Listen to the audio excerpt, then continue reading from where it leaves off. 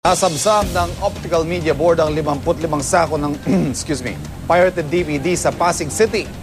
Nasa 8 milyong pisong halaga ng nakumpiskang kontrabando. Ang report mula kay Trisha Zafra.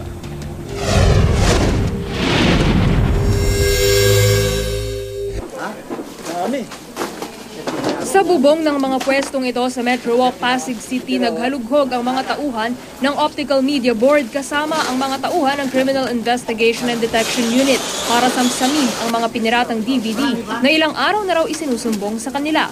55 sako ng mga piniratang DVD ang nakumpiska ng mga otoridad mula sa 12 tindahan. Ayon sa OMB, nasa 8 milyong piso ang market value ng mga ito.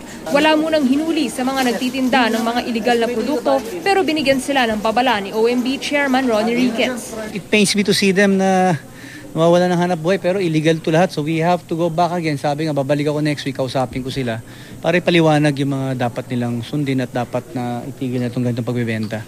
Binigyan daw ng OMB ng sapat na panahon ang mga nagtitinda para palitan ng legal na mga produkto ang kanilang mga ibinibenta. Ayon sa isa sa mga tindera na nakiusap na wag na lang ipakita ang kanyang mukha, unti-unti na nilang sinusunod ang utos ng OMB. Ito yung pinaka-accessible para sa amin.